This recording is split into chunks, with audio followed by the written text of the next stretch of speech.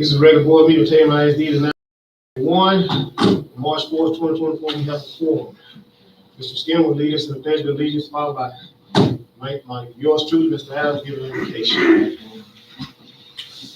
Pledge allegiance to the flag of the United States of America and to the republic for which it stands, one nation, under God, indivisible, with liberty and justice for all. O most gracious, eternal, everlasting God, Father, again, dear Master, we come with thanksgiving in our hearts, Father. We also come, dear Master, with heavy hearts, Father. We realize, oh God, that one of us have gone home, dear Master, and we just pray, oh God, for that family, dear Master, that time of sadness, Father, and bereavement, that you give us strength, oh Lord God. And let the McElwain family know that you are still with them, dear Master. We just pray, oh God, that you give us strength, Father, to carry on, dear Master. We want to say thank you, oh God, for the opportunities you've given us, Father, in this district. We want to say thank you, oh God, for the time that she gave us in this district, dear Master. We just want to say thank you for being our God, our strength, and our Redeemer. We pray, oh God, that all our things be done here this evening be done decently and orderly. We ask all these blessings, I done this in Christ Jesus' name. We pray and ask it all. Amen.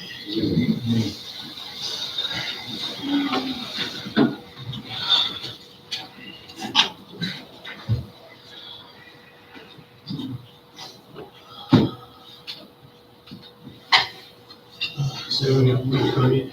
I do. I put together some words for y'all tonight because I know tonight's going to be hard for everyone. And so I'm going to read them because I knew I didn't want to miss any of this stuff. But I want to just kind of start out. Well, I'm just going to start. Karen, she's a fighter, champion for Tatum ISD. She's a great listener, gave sound advice, a friend to all of us, everyone that came in contact with her. Her biggest attribute was she never gave up. She was elected to the Tatum ISD Board of Trustees in 2002. Her service this May would have spanned 22 years. Around 20 years ago, Karen was diagnosed with a similar form of cancer that she was diagnosed with this time. Karen underwent treatment then to fight, and she beat the cancer.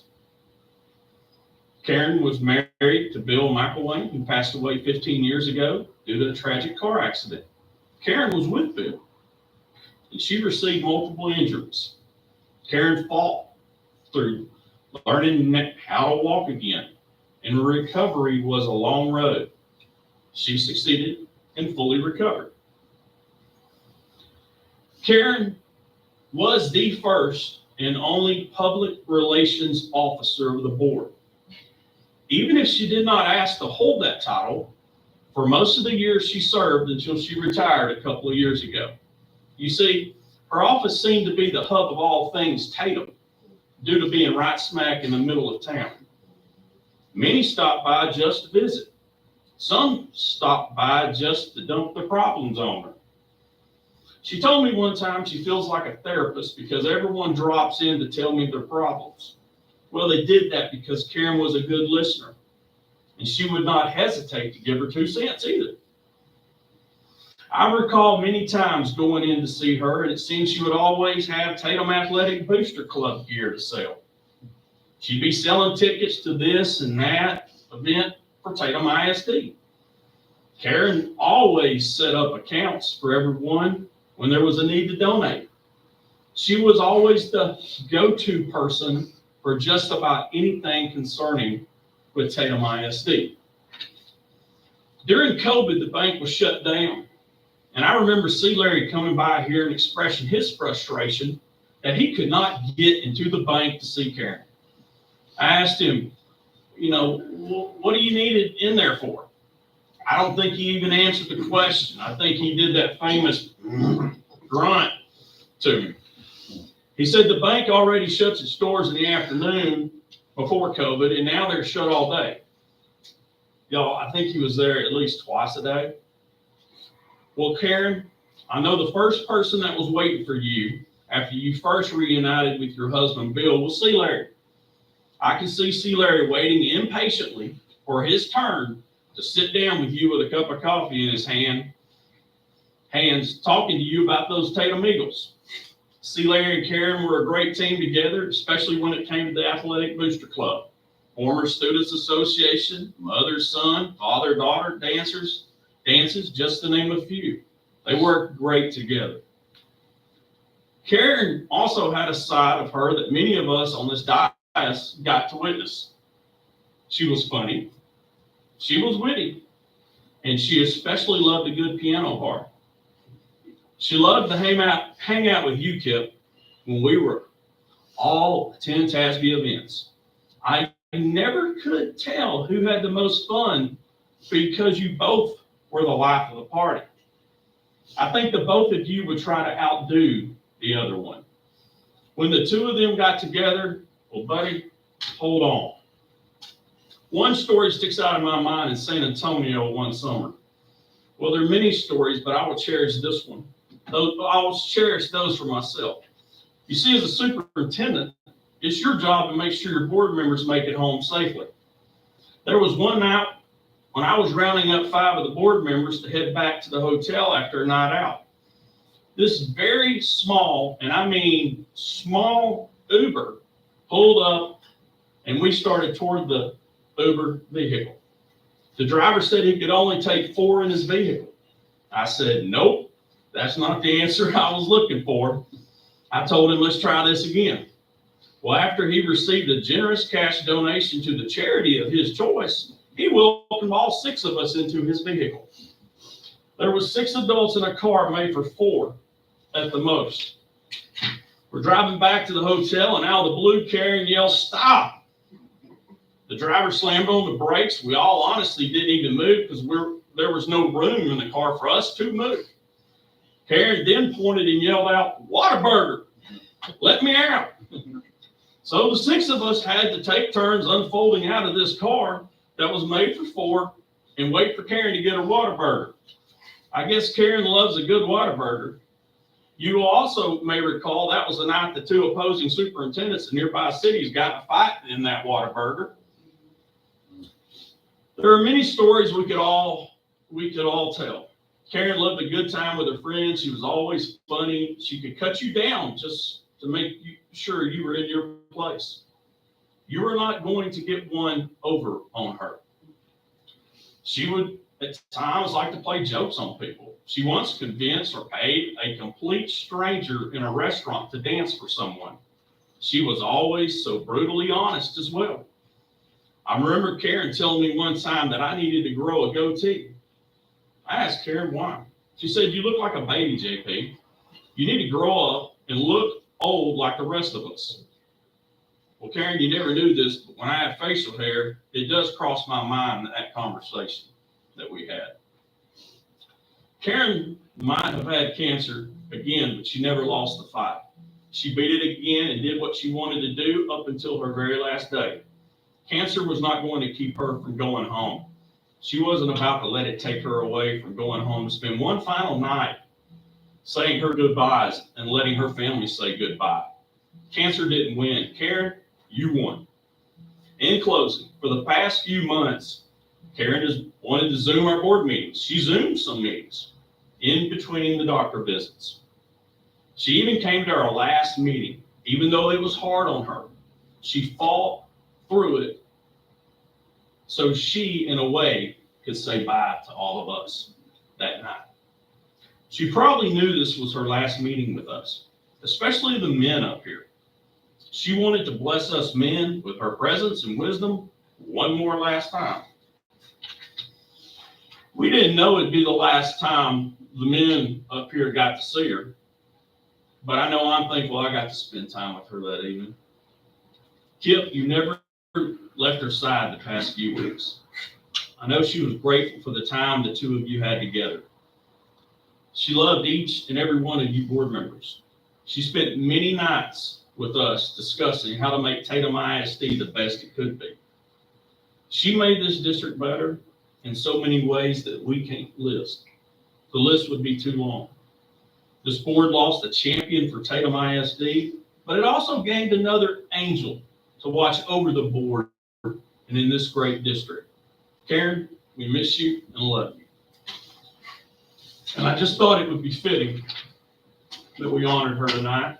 And I don't know if those are comforting words or not, but I felt better writing it.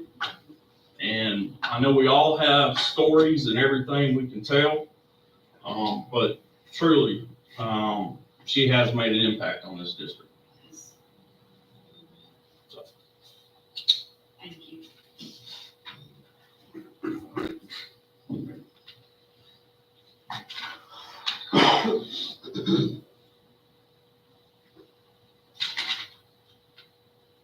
I need a motion to approve the consent item as presented in minutes of the regular board meeting of February 5th, 2024. Mr. President, I so move. Motion by Mr. Smith, a second by Mr. Crawford. Any further discussion? All in favor? All opposed? None motion carries. Believe our employees might have been late. We'll get her next month. Okay? Mr., if she comes in, that's fine. Go ahead, Mr. Malley. Our budget report. Budget report, similar to what we do from month to month. The biggest number that you may see changing is the deficit, and that is based on our enrollment. This was prior year. At this point last year, we were getting funded at the level of having a few more kids, about 60 more kids than we currently have.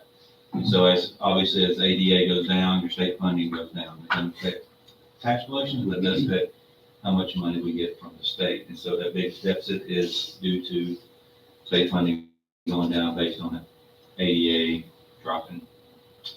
It should level off pretty much for the rest of the year, as far as maybe not the ADA, but the fact that so many days we have right now in the formula, that the state funding should not go down much more, even if we do have a drop of a few kids. So we're looking at that being pretty close to what we're going to estimate at the end of the year. Okay. So with that being said, that is how we're operating right now at a deficit.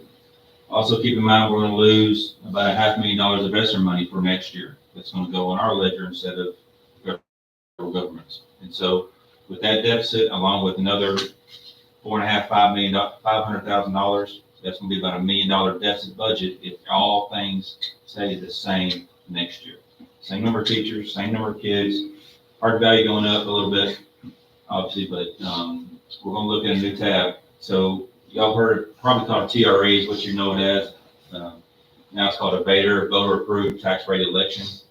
And so we've gone through, Dr. Richard and I have gone through some different scenarios of what we can present, what we want to decide to do when the time comes in the general election. And so the process is this. In August, we're going to adopt our budget, our tax rate, our INS tax rate, and our M&O tax rate to support the budget. Then we have the election. If the election passes at whatever we change our tax rate to be, then the new tax bills will be sent out. But the INS cannot be changed. Once we adopt the INS rate in August, we can't change that. So there's a column that says INS right here. That's all the state aid we're going to talk about and the collections. None of this is going to be affected by that column. That's INS, that's paying debt, okay? It will affect the total tax rate that we're going to talk about. So let's look at several rows, one at a time maybe. So the current rate is here. This is what we're operating as of right now. So there's about our collections. That's going to be about our state aid. So that's the total of the two. For this year, we're talking right now, okay? So if we decide to do nothing, now the state's going to compress our rate again. The state's going to compress our rate, and we're basing that, that's based on your property value, but we're estimating it to be compressed to that. Okay. So if we do nothing, sorry, that's what it is right now, that's compressed to that. So if we do nothing, if we keep the tax rate that the state gives us, compressed rate, and have no election, and we keep our INS the same, there's our total tax rate. That's a drop of about 3%. Yes, I said drop because of the compression. The state's going to compress our rate so much that we're going to lose about 3%, which is about 3.35% tax drop for everybody. Okay, so that's gonna be our collections next year. That's gonna be the state aid. This is gonna be about what we get total between those two. And you'll see out the column here, that's just about $8,000 more. So if we do nothing, we're gonna make about $8,000 more than we did last year, based on 95 to 96% collection rate and a 10% property value increase. So there's that deficit still there, it's hanging over our heads. All right, and so these three are three different tax rate elections that we could look at. So I'm gonna skip this one right here. We'll come back to that maybe.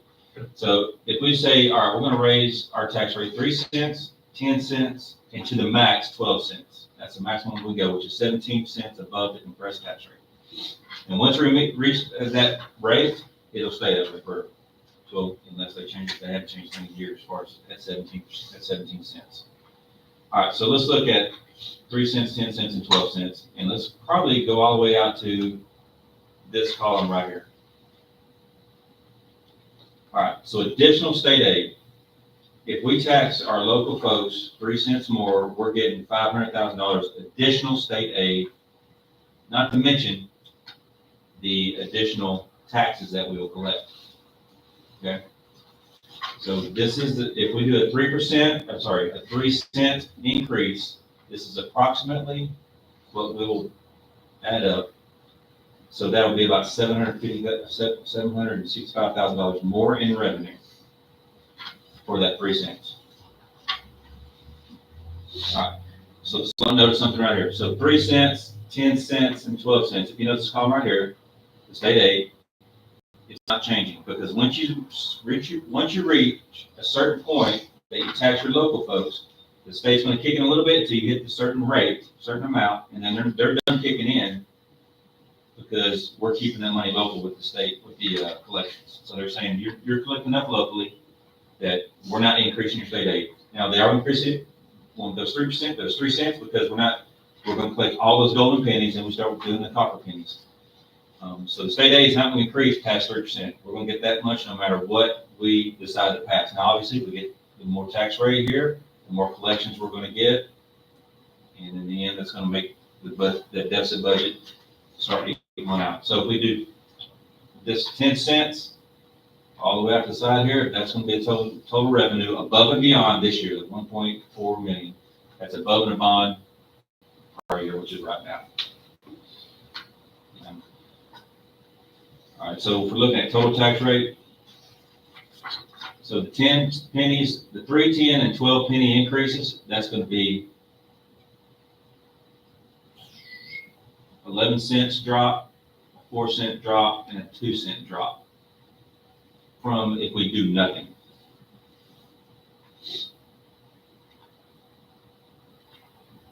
Okay, so if we did nothing, there's going to be a 3.35% drop. If we pass a 10 cent fader, there's actually going to be a bigger drop. Not so much for the 12 cents, just 2 cents. Now, how does that work? How are you saying that's possible? Well, it's because we can manipulate the INS side of things. Okay. These tax rates right here, that is the exact tax rate that we need to pay the bond next year, and just in a window. Next year's bond payment in a window. I'm not talking about any surplus. In a window next year, that's all we need to pay the bond. Now, what we've been doing is kind of elevating a little bit to create that surplus to help pay bonds down, and we never know when it's not going to pay their taxes. I mean, remember, that's why we've kind of been doing this, is to protect ourselves.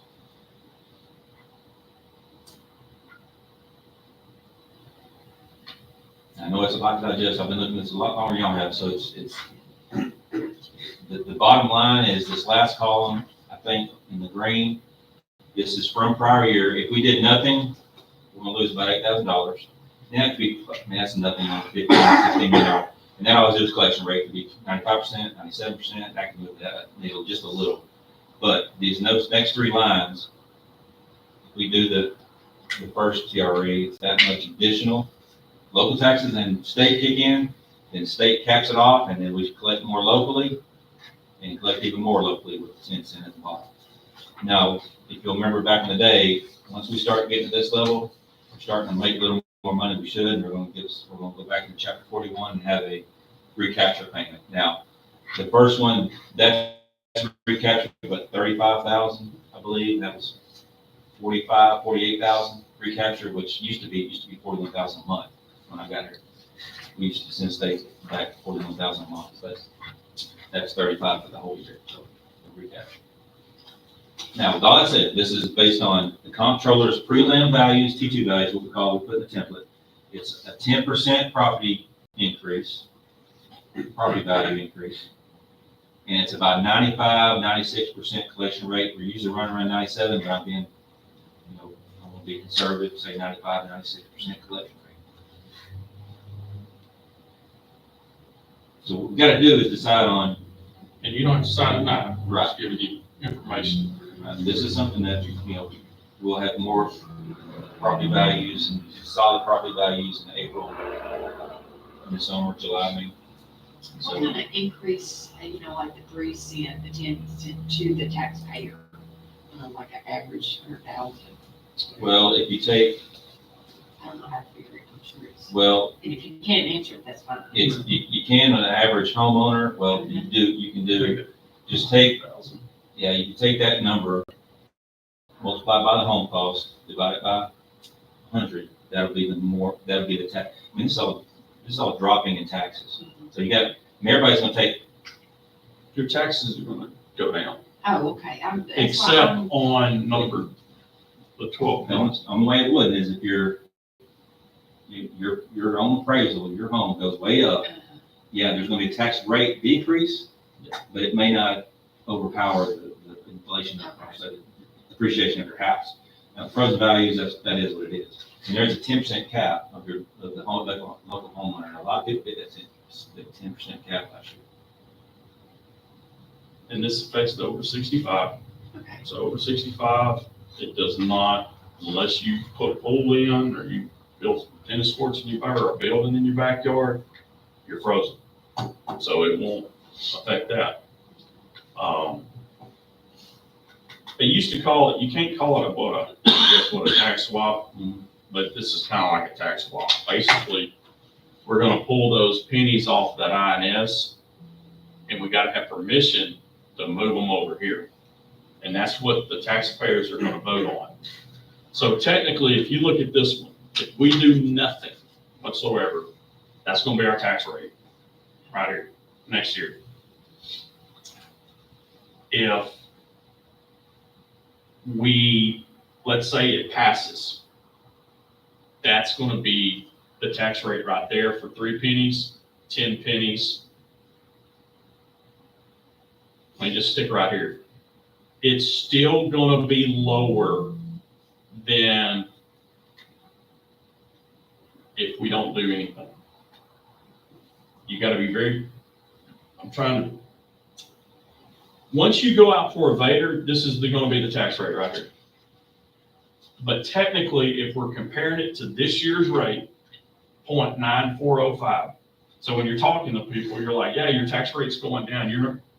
So my tax is going up? Technically, no.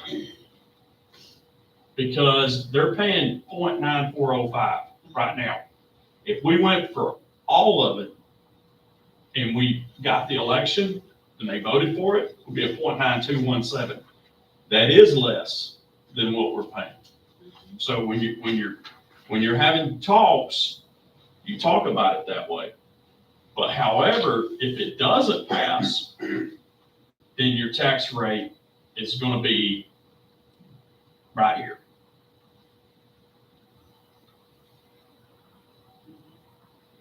It's going to be that way. If you decide to go out, that is what your tax rate is going to be. But your talking point is, hey, last year you're at 0.94. If you'll vote for this and give us our 12 pennies, it's going to be 0.92. It's going down. Now, but the other way you look at it in education, you're going, well, I want it to fail because, hey, it'll go down even further, 12 more pennies and everything. So,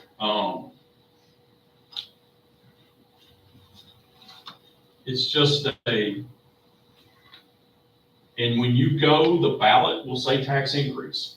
Even if it's 0.9405 and we went for 3 pennies and it's 8317, it's still gonna say a tax increase because once again, there's our tax rate, 0.8017.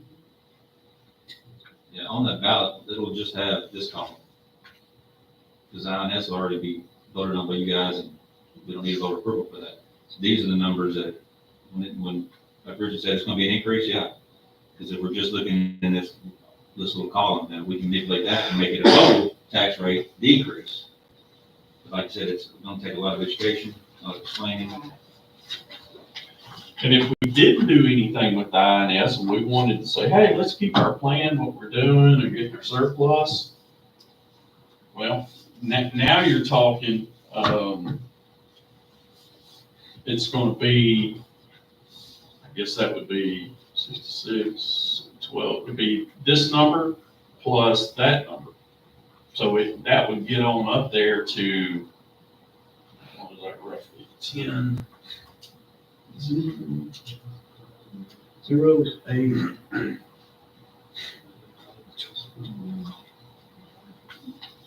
Be $1, like 280. That would, yeah. And so you're really telling everybody your tax rate's going up. That's probably not the best thing to do. Right. Luckily, we're in a situation with that INS like we've been doing. Now, your INS, that is something that you adopt what it takes to pay. So if the values are dropping and we need to raise that INS the following year, we can raise the INS the following year. But you also make a promise to your taxpayers, hey, this is what the tax rate will be, and you don't want to go up, so to speak. The only time you go up is kind of like what we've done. Every year that we've been compressed, we've been tying it back on that INS and raising the INS. So a lot of schools did this past fall. What was their success rates? I mean, did they go well? Oh, yeah. Okay, Because it was such a large compression, right. right? It's kind of easy to kind of sell it Mhm. because, hey, you vote for this, we're bringing in this much extra revenue and your tax rate's going down from the previous year. And that's all an accurate statement. So what would we vote on this? Being August. It's a while out. We have to have the efficiency audit done. Yeah, it So takes the auditor, 3 months. our normal auditors will come in and do an efficiency audit. It's required before we do it there. So we'll vote on it in August and Yeah. then we'll decide if we're gonna have an election. That's what you vote Okay. on. Oh, Okay, when yes, is the that- election? November. November. General election. And that's gonna be a big, that's what I was. Yeah, it's a big, you cannot do it in May. It used to be we could do them in May. It used to be you could pick, because I did this over there in a former district. We did it like in August when the teachers all came back to school. Perfect time. We did it at admin, it was great. But now you gotta do it during a general election. And we all know it's a big election coming up. Yeah, So, it's gonna be more imperative to make sure it's communicated. And having meetings, inviting everybody you can up here and explaining the over 65. Luckily, this district, we've done a lot of bonds and we've proven to people that are over 65, hey, when you vote for this, your tax, everything's frozen for you. So that part, hopefully will be easier and not harder. So we wanted to throw these numbers out to you tonight. Kind of let you know, massage it a little bit. We'll talk about it every month Okay. and see, because he'll have better projections possibly. And I can do some formulas on your average homeowner, how much it would cost, increase, decrease, and nothing changes. I had that on there, but I took it off. Will an increase, go pay off the bonds? No, it's gonna break even on the bonds. The 13 pennies, basically on INS would just, was it 8,000 too good or something? Yeah, and we're still, even if, let's say, we get the Vader and we have the INS at the 1348, we still have enough surplus to do what we did every year. We still have enough surplus to buy down some bonds in August, I think we did last year, September. Yeah, we wouldn't be able to buy down that full amount, because we only have, what, 1 million left in there? 1.4. Well, after the August payment, we'll have about 2.2. But this right here, the 0.13 doesn't generate that at all. We're done generating 2. It generates, yeah, what that payment is. Yeah. See, right now, we have that surplus. It's over here.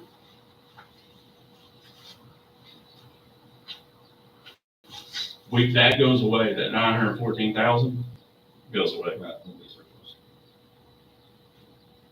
But we do have a little to get us through if we had to. So that's our current INS right there. What was the other number we were playing with? That's the bare minimum to make, 1348. yes, to make our So payment. back up to that previous screen. So that 1348 is gonna generate that 2.3. Am I looking at that right?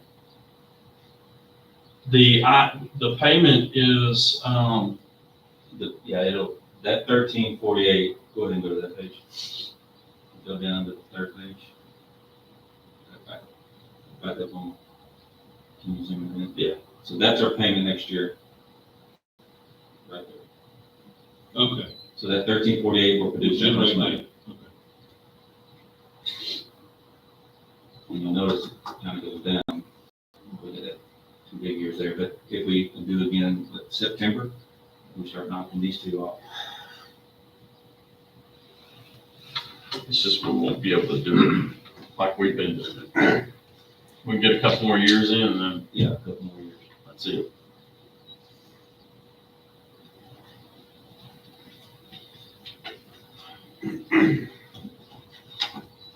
All right. But I think that's what most districts do is they go year to year, they don't build surplus like we have. And then I guess that's the one positive thing is we already have that high INS, so it doesn't hurt us as bad. Just think if this was, we really needed that right there and we couldn't move anything off of that, then that's where it becomes over $1. Our tax rate going up. So the good news is we at least have been raising that INS. All right. All right, thank y'all. Thank you. Substitute information.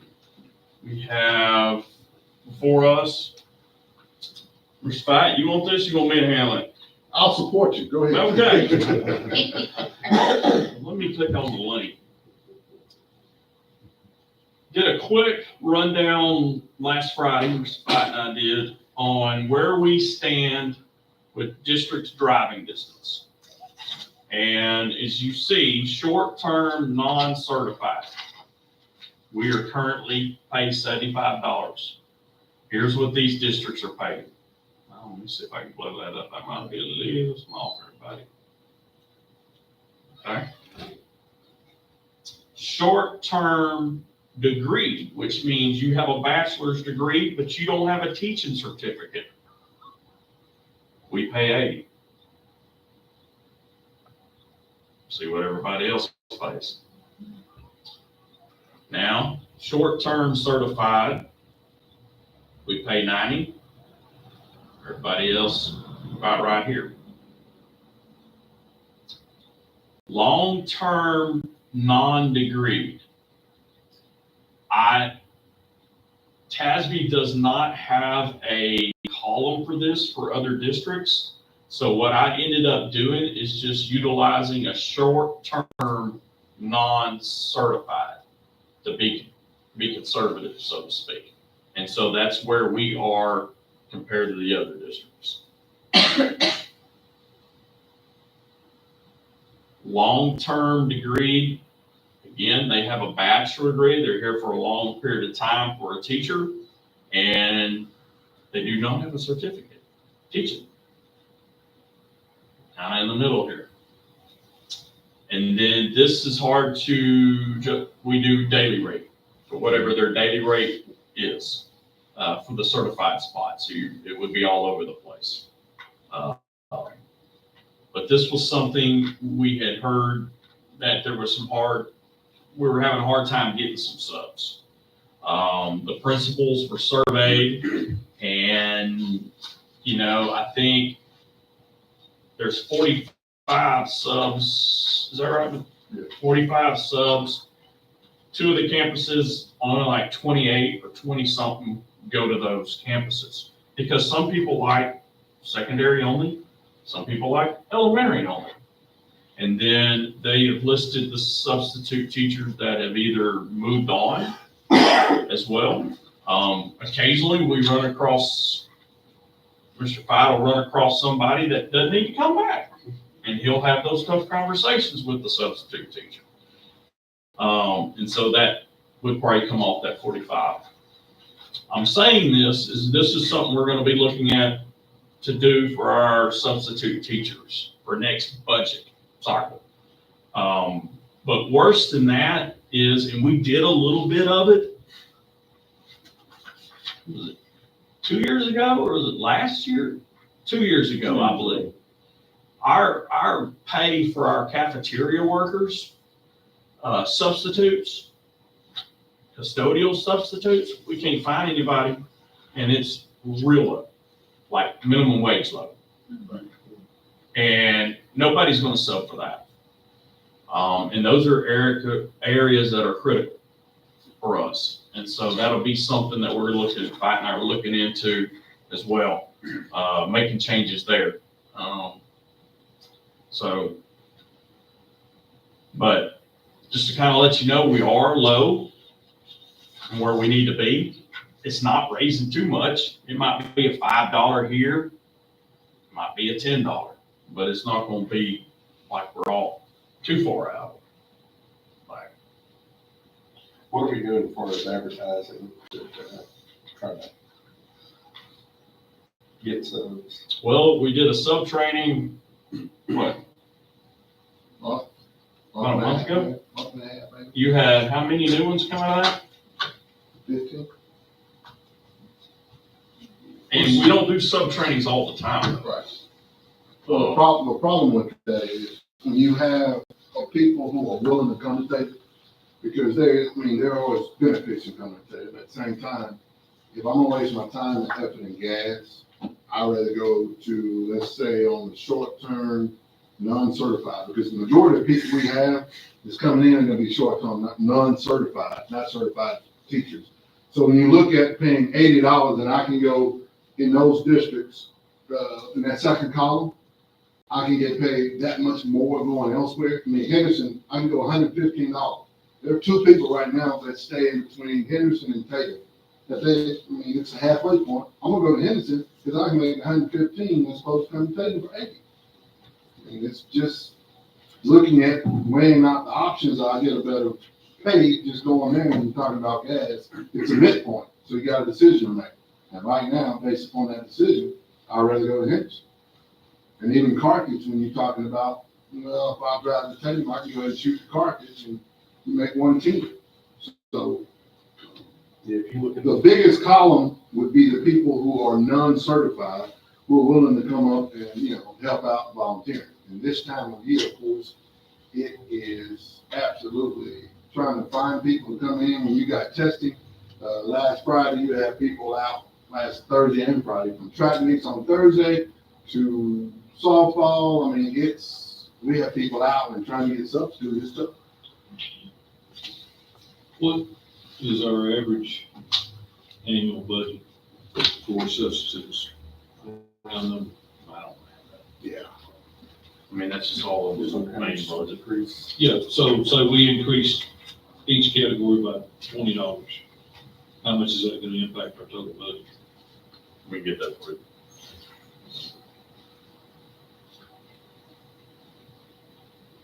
before surrounding towns, they're all, and that's probably the ones we're gonna be competing with. Right. those. So, And also, I mean, you want to go some of these districts and sub, go for it. Right. True. Yeah, You know, I'll put our kids up against, we don't have to match along. no, Right. we don't. So.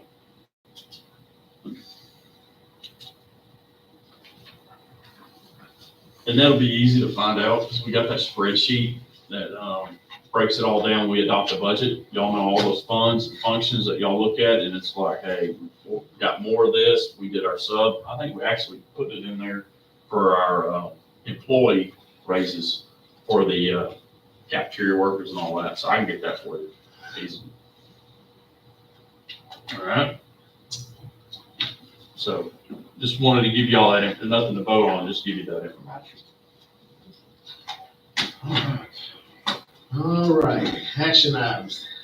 All right, first action is certification of unopposed candidates for our election.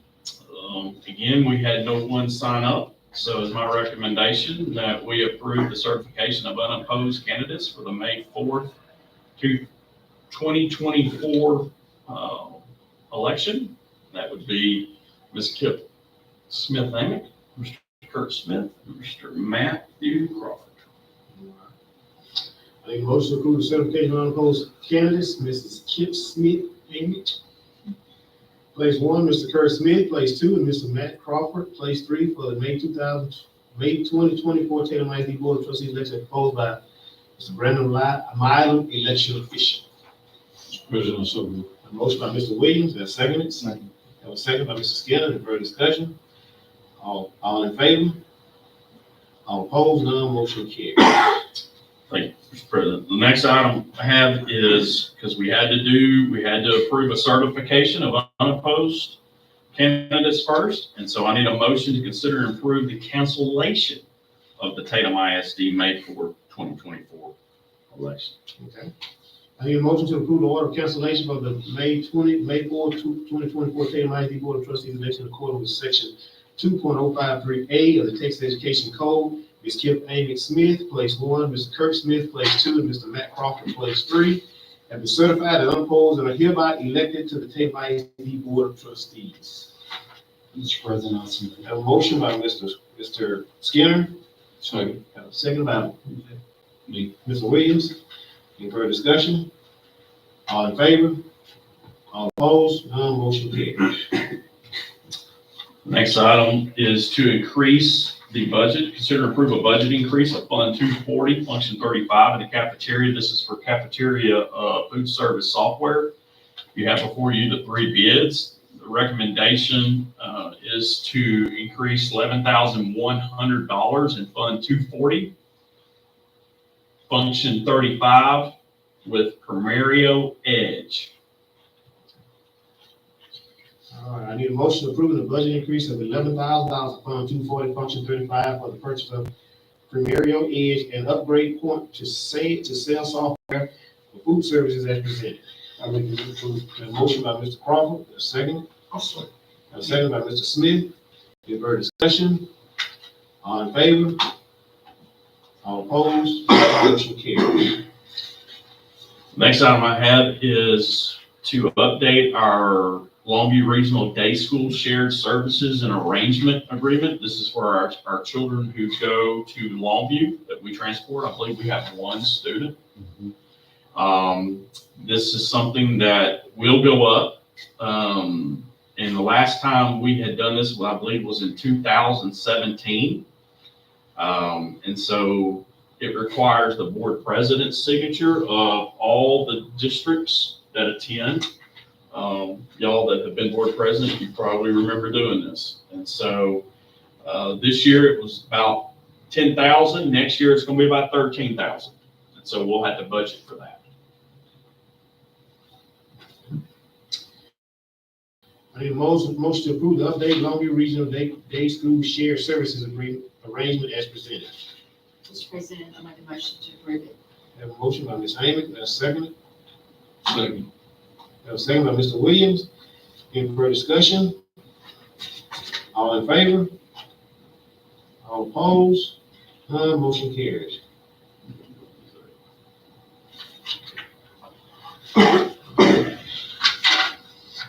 Board not convened to a closed meeting, discuss the following items posted on our agenda this evening as allowed by Texas Government Code 55.074, personnel matters involving resignation and employment of professional personnel, contract renewals for school administrators, and contract renewals for probationary term contract professional employees. No vote will take place in closed meeting, and action board wishes to be taken as a result. The discussion in closed session will take place after the board reconvenes in open meeting. It is now 6:16.